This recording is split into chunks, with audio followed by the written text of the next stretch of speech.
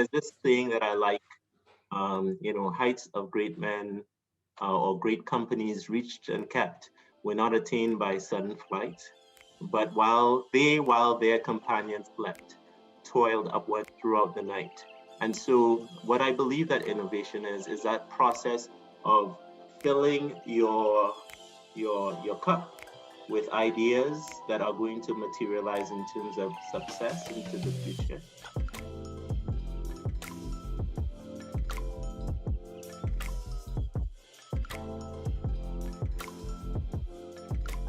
What's up, brother? Yes, Sean, what's going on, man? How's been the week? Doing good, man. And hi, everybody out there. Definitely thank you again for joining and welcome back to a brand new episode of As Is To Be. I am your co-host, Sean Achimpong, Digital Transformation Specialist. And our other co-host, Carl, I'll let you introduce yourself. I'm Carl Reed. I sometimes go by Creed. I'm also a digital transformation specialist that specializes in continuous improvement across multiple sectors. Fantastic. And we have a very special guest today, Kwesi Redwood. Thank you for joining. Hey, thank you for having me. Great to be here. Absolutely. Let me break down and tell you a little bit about Kwesi. He is a founding principal at Fit Operations Consulting Incorporated.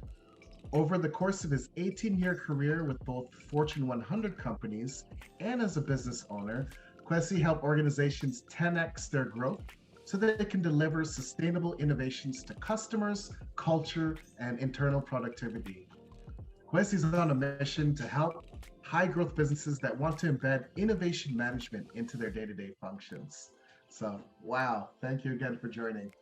Oh man, I feel that's a great introduction. Thank you so much, Sean. Absolutely. Absolutely, dude. I'm glad you're on board. You know, you and I go way back, and I learned something from you every time we interact. So I'm looking forward to this conversation and get something new from you as well.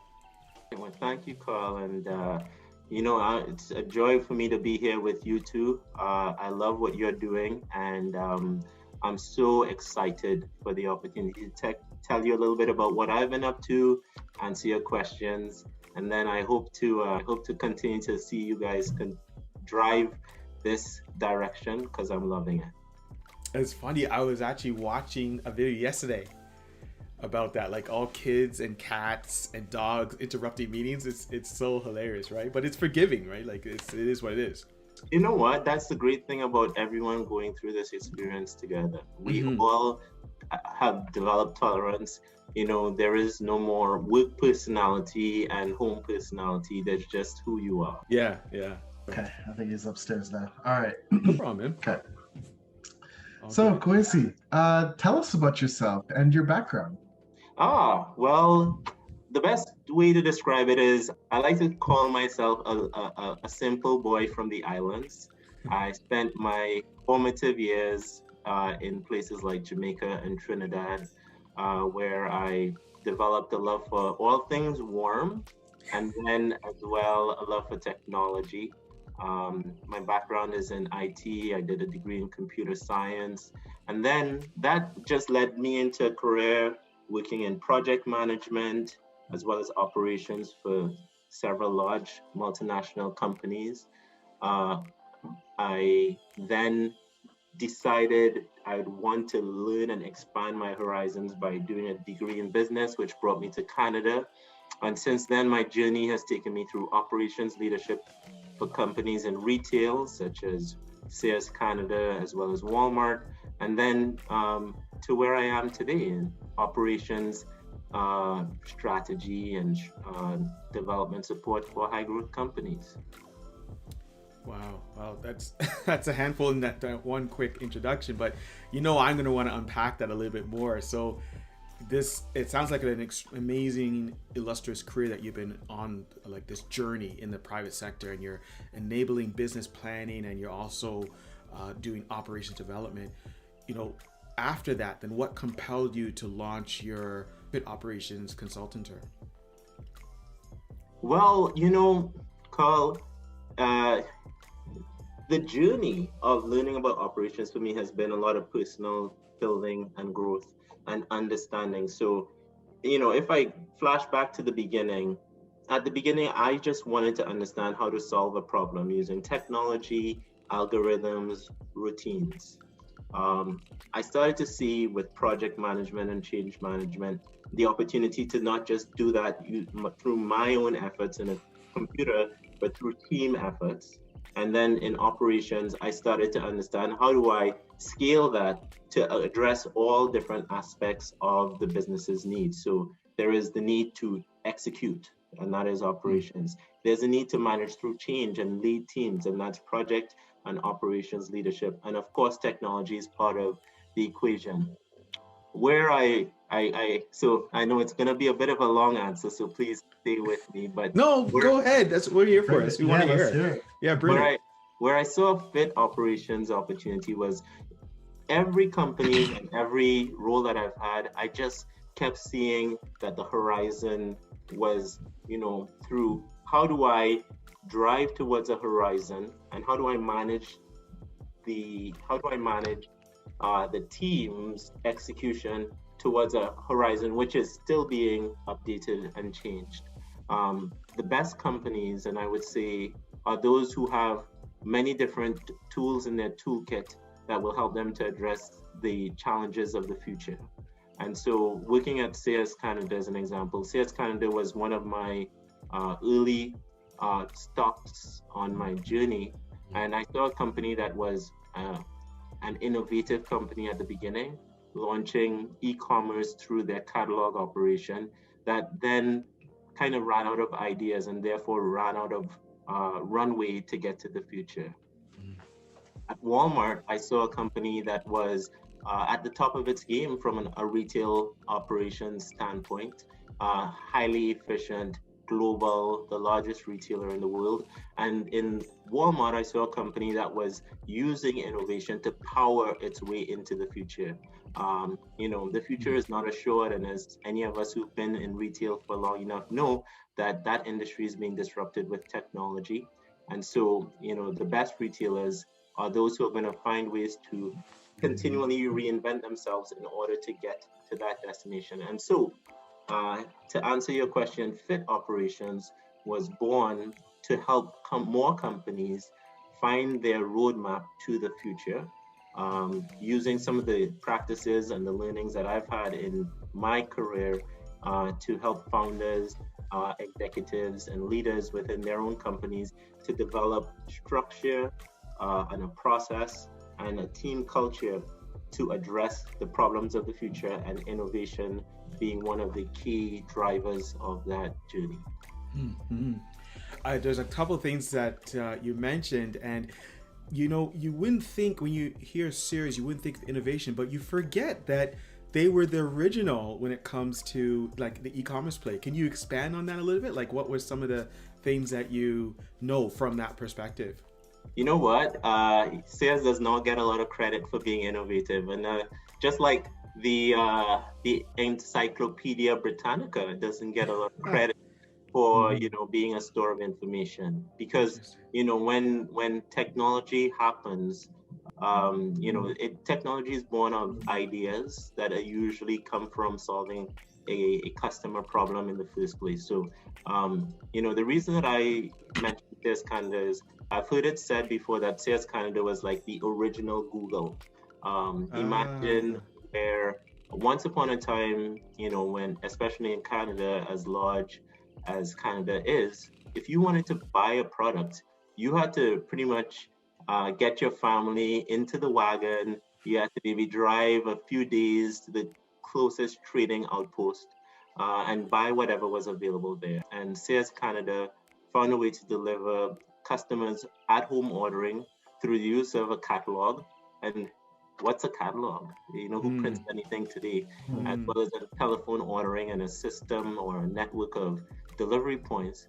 They found a way to take what consumers distributing was doing and make it even better in order to address the needs of commerce.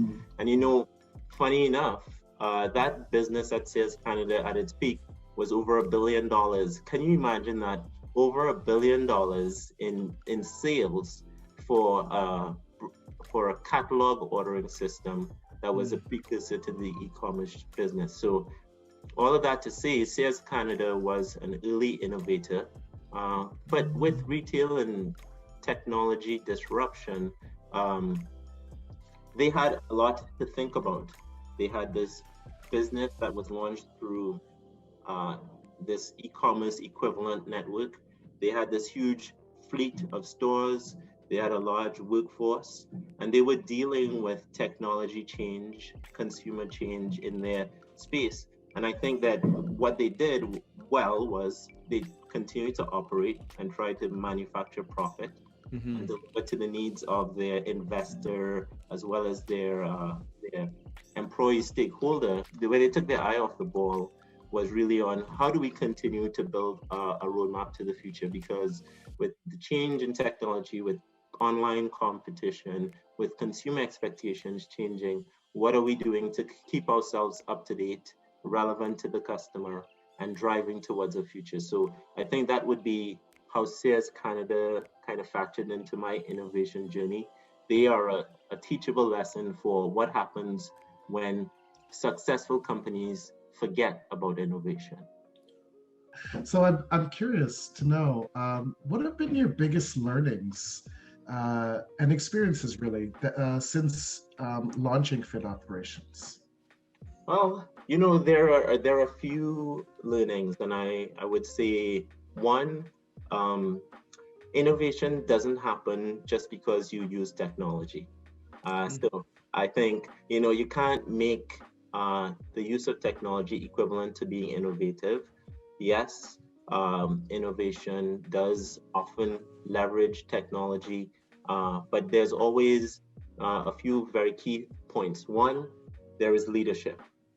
Innovation only happens in companies where the leadership is bought into the idea of continuous reinvention, a desire to drive towards a future, and a clear vision for one, the future is going to be success, but two, that the journey there is going to require us to accept and embrace uncertainty and to actually reward our team taking risks.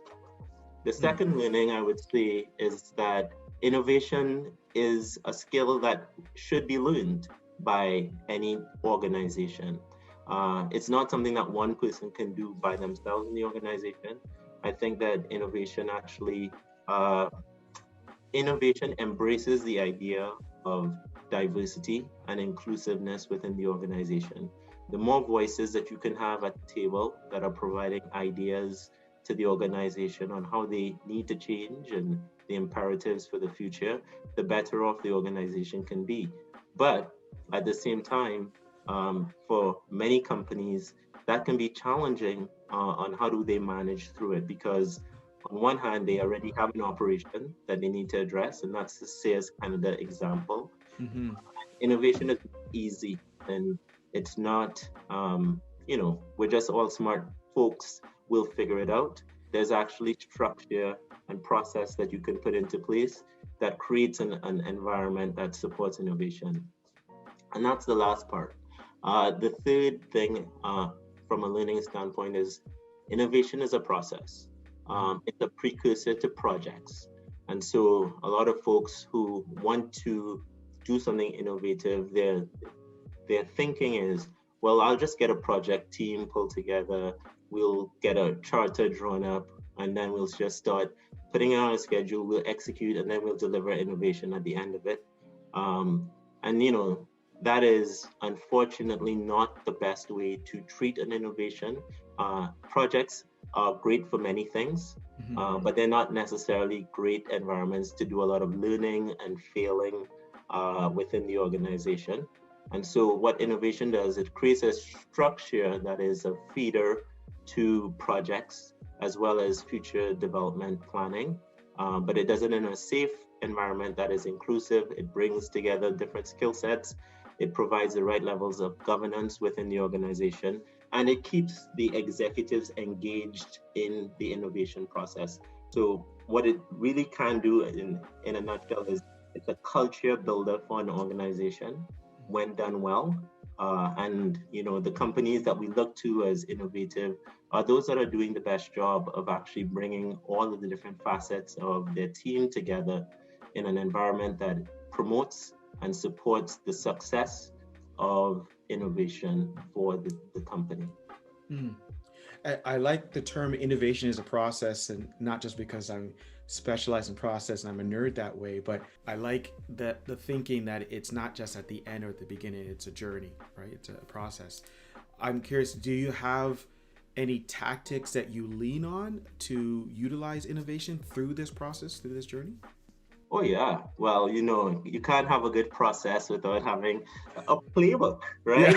So, Yeah. the idea of innovation. So I threw out a couple themes, and I'm just gonna just double down a little bit on them. So Okay. one, you need to have a playbook for the team. That's the first thing. So I would say that the playbook is helpful because it gives everyone the rules of engagement. How do you play? How do you win? What a good job looks like. Now, if you want to create a strong culture within your organization, you need to have transparency around how do we engage with one another. And that also allows you to bring together a lot of different parts of the organization. So innovation is not the CEO's job only, but the CEO does have a role. It's not the C-suite or the VP level of only. It should be very inclusive. One of the key things that we hear about with innovation is design thinking. How do we bring our customer to the table and allow them to participate in our innovations? And I think that that's critical. So all of that to say, one of the tactics I use is an organizational playbook for innovation. And that outlines what are the rules of engagement, what are the stages that we work through together in order to develop and mature innovations, and what are the objectives at each of these stages through a stage gate approach towards maturing and nurturing innovation within the organization. I say the second tactic is something I brought from my project management background and in my experience in program management, but innovation requires program management and a program management mindset. So I maybe I'm contradicting myself when I said innovation doesn't happen in a project, but it does happen in a program.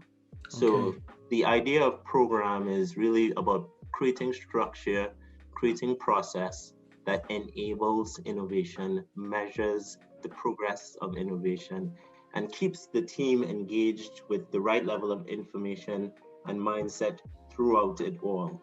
Recognizing that innovation is cultural, you need to create a culture within the team that supports, structures innovation. Innovation, there are many things that innovation is, or there are many things that innovation should be, and there are many things that innovation is not. And so by having that program mindset and discipline, you can help to keep the team engaged and aware of when are we doing the right things by the way of innovation, and when is an innovation actually maturing versus when are we just spinning our wheels and maybe not getting further faster. And then the last thing, and then I'll pause, is innovation requires capital, resources, and effective resource management. And so those would be the three things that I would say have been my key learnings. And what you want to do is bring the best of capital management and resource management to innovation, so that we don't promote waste within the organization. But we also want to create an environment where it is okay to not necessarily come up with the perfect answer on day one or even day 101, as long as the organization is seeing the benefit through validating learnings, developing insights, and essentially traversing from their starting point of we don't know how to do this to we've learned a few things that are preparing us to know how we're going to do this even more effectively in the future. Yeah, it's an observation. Yeah, and I really like how you mentioned baking innovation into culture. That's the first thing that came to mind for me. And I feel like companies that adopt this culture of innovation management can really continue to be competitive over the long term. continue providing value to customers and internal operations. They almost position themselves to operate in an evergreen state by continuously addressing the needs of both the staff as well as customers. Is that? Yeah. Yeah, you know what, Sean, I was thinking about it, and you're so right. I love the terminology evergreen state. There are so many benefits, like externality benefits of being a company that has embraced innovation and embedded it into your culture. Of course, one of them is that you have more ideas than your competition on how you want to address the future.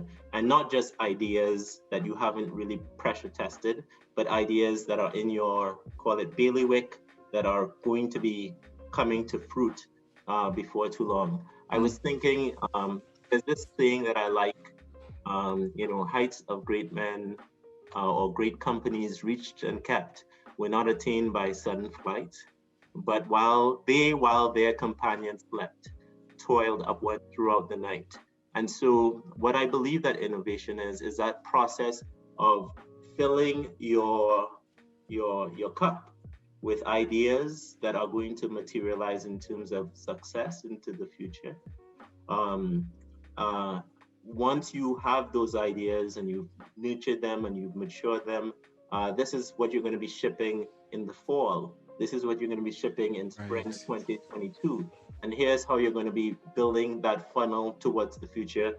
And I would say that it's recognized both by the market, because the market loves when companies are doing things that are new, exciting, and successful. If you think about Apple as a company, one of the most valuable companies in the entire world, $1 trillion valuation, and not just because we all like their last product, but because we are super excited about what their next product is going to be. And they continue to find ways to stay ahead of the curve. The second thing is that you start winning, and you win even more with the right level of talent. Everyone wants to be with a successful business. And so when you've developed a reputation for being exciting, for staying ahead of the curve, and for having a very enlightened sense of what the future looks like, you start winning with the right level of talent coming into your organization, wanting to be a part of whatever you're building. And so, and then the last part is from a current employee standpoint, it is so engaging and rewarding to work with companies that have a clear vision of the future, that have plans that they're putting into action. And not just that, but you can be involved. In the best innovation environments, anyone can have a great idea and help to lead that all the way from the start of, hey, you know what I think we could do? Or here's what I think would help our company and help our customer, and lead it as a part of the team that actually builds it into the future for the success. So it's a highly rewarding experience to work with a company that is embracing innovation, and it helps them to differentiate themselves in the war for talent. And we know that gaining talent is something that more and more leaders spend their time thinking on today. And I like the embracing innovation. I want to know, based on your experience, I know it's only 2021, but from 2020, 2021, embracing innovation, has that excelled? Has that changed? Like, what are you seeing where most companies now, because for me, I see that it's accelerated, but I'm not sure if every company is embracing innovation. What's your standpoint on that? I would say that, well, there are two things that come to mind. One, the word innovation means many different things depending upon who's using the word. Mm-hmm. So I hear a lot more in the market about innovation, and companies talk about innovation. It's a buzzword. And so when I speak about innovation, I want to be clear. I'm speaking about a very structured, disciplined practice that is executed through a playbook with rigor, that is engaging and involved to the company, that requires leadership buy-in as well as capital and resource commitment. So that's what I mean by innovation. Okay. As far as embracing innovation, it really requires leadership buy-in. So I've seen companies that have said, "Oh yes, we want to be innovative, and I want exactly what you are bringing to the table." But then the CEO said, "You know what? I'm not prepared to take a risk. So you have to assure me that this is going to work 110% within the first 6 months. Otherwise, uh, I don't think I want to invest time and energy into the project." And then I said, well, in that environment, it'll be a tough time guaranteeing that an innovation will go to operational maturity within 6 months. The reality of it is, you have to be patient. You have to value learning. You have to want to fill your funnel for the future in order to say that you are going to be an innovative company. And so I know at that point in time, the leadership mindset is not quite there as yet. On the flip side, uh, you have these companies, and if we all look into what's happening in the entrepreneurial space, the tech space in Canada, in North America, around the world, you have all of these digital startups. And by very definition, these folks are looking at a different way of solving a problem, and they're using technology and all of the tools that are currently available through technology as well as the internet to address problems. So I see that innovation is something that's being embraced at large by the market. My only watch out for those companies is, I love what you're doing. I think that it's amazing and exciting when we see a new way of solving a problem, but don't become the next CS Canada. And I don't say that as a negative at CS Canada. I really appreciated everything I learned in that environment. But one of the things I learned was you have to be ready with the next idea. So as soon as your idea gains product market fit, you move to operational scaling. A lot of your attentions and resources will go towards the operations management for the day-to-day. Innovation is that evergreen process that Sean spoke about, that makes sure that you have something in the funnel, something in the tank to power your way into the future. And so I encourage leaders to ensure that your innovation process continues to deliver to the future needs, even while your operations process is taking care of today as well as call it the next 3 months. You need a process to